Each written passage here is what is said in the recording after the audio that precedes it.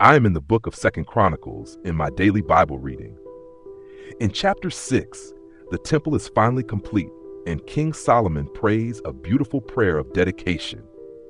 This is the same Solomon to whom God gave extraordinary wisdom, and we get to hear that wisdom pour out as he talks with God.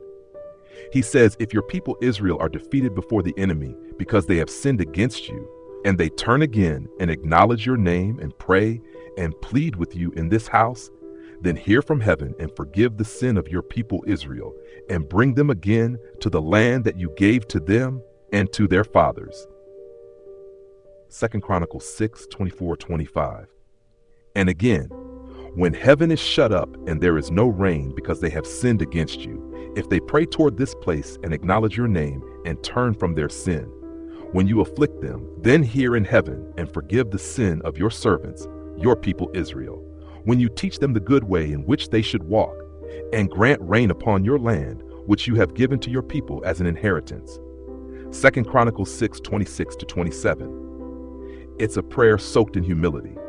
Solomon, the richest, wisest man on earth, kneels before the Lord and confesses that Israel will sin, but pleads for mercy when they repent.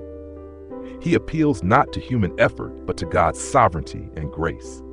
This echoes what God would later say through Jeremiah. He is the potter. He has authority over nations. He can build up or tear down, and he reserves the right to relent when hearts turn back to him. And right here, this is a picture of kingdom living. Solomon shows us what it looks like to live under the rule of a holy God.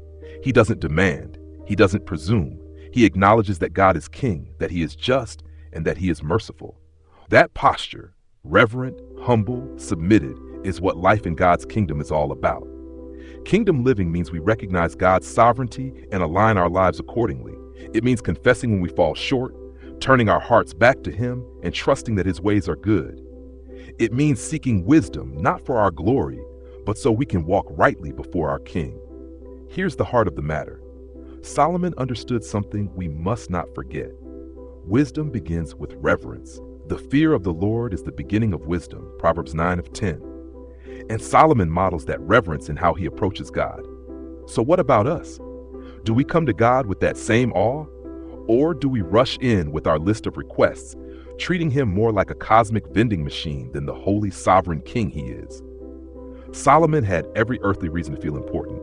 Yet in prayer, he bowed low before the only one who truly holds power. If he could humble himself that way, surely we can too.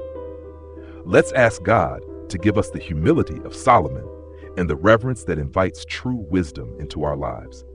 When we do, we won't just say we trust God's sovereignty, we'll actually live like it. And that is what kingdom living really looks like. How might your prayers change if you approached God with the same humility and reverence as Solomon? I'd love to hear your reflections in the comments.